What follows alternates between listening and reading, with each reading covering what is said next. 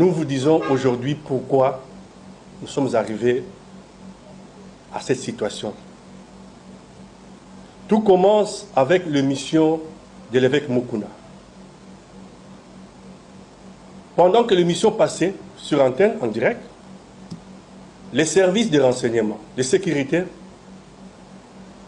nous ont appelés pour arrêter l'émission. Ils sont descendus dans nos installations pour obtenir qu'on puisse arrêter cette émission. Nous avons résisté. Et cette émission est allée jusqu'à la fin. Après l'émission, nous avons dit au présentateur de l'émission combien il nous mettait mal à l'aise et combien ça créait des problèmes. Ça ne s'est pas arrêté là. Nous arrivons le 15 mai, un vendredi. Le jour où on a reçu M. Ibrahim Kabila. C'est lui qui se présente comme le fils de Kabila. Mouzé. Le matin de ce vendredi, avant même l'arrivée de l'invité, Congo est envahi par des hommes en civil lourdement armés, des armes de guerre. Le personnel est terrorisé. Ces gens vont prendre le complexe Chabani sous contrôle. Et ces gens vont se présenter chez le présentateur de l'émission. Ils vont parler longuement avec lui. Donc ce sont des gens qui le connaissaient avant. Et l'invité va arriver. L'invité va entrer dans le plateau, ne sachant pas que dans le plateau, il y avait un homme armé, lourdement armé, en civil, qui était là pour lui. Vers la fin de l'émission, ce monsieur va sortir. Ce monsieur va donner des ordres à ces hommes qui vont se déployer maintenant hors Congo Web. Et le présentateur va descendre, continuer à parler à ce monsieur, pendant que l'invité reste au plateau. Ainsi, ils vont tous partir.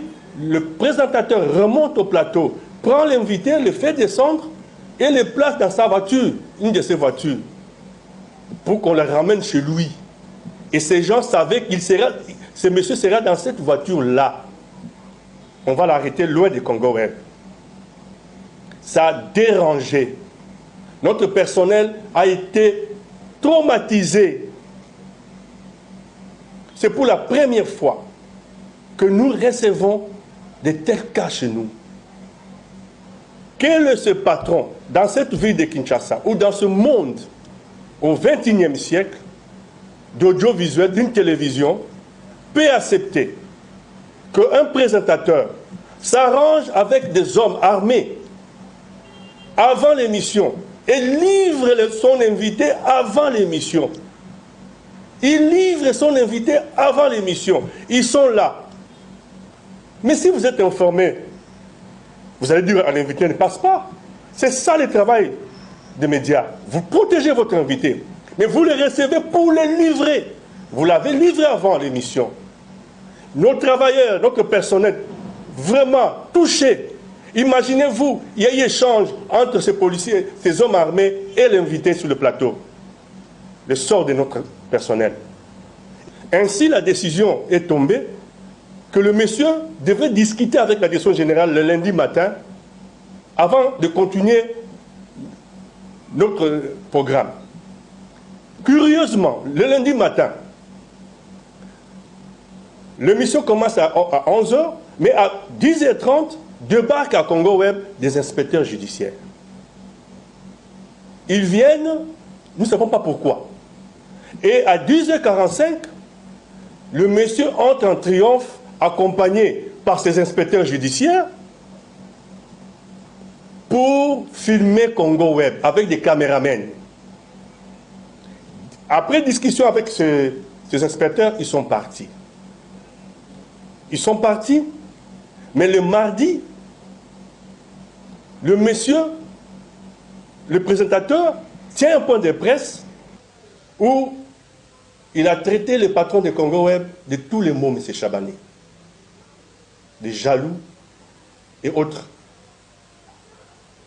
Pourquoi? Parce qu'il a acheté des voitures et il a des bureaux. Mais ce qu'il n'a pas dit aux gens, que ces bureaux-là sont dans nos installations. Ce bureau-là, il n'a même pas un contrat, même pas de garantie locative. Je passe. Le même mardi, nous recevons des invitations qui nous viennent du brigade criminelle de Kinshasa-Gombe. Et cette invitation date du 5 mai. Du 5 mai 2020. Ça fait combien de temps? 2 semaines avant le 18. Il y avait déjà un document contre Congo Web. Et vous voulez qu'on continue avec cette émission. M. Chabani fera son droit de réponse dans l'émission sur YouTube de Botswana Politique Officielle. Son nom a été cité là-bas, plus d'une fois. Mais ce que je voudrais dire ici, on a parlé du contrat. Nous avons ces contrats. Nous allons rendre public ces contrats pour que les professionnels d'audiovisuel, pour que les professionnels de droit puissent nous dire réellement le contenu de ces contrats. Qui a droit à quoi et qui doit à qui dans ces contrats.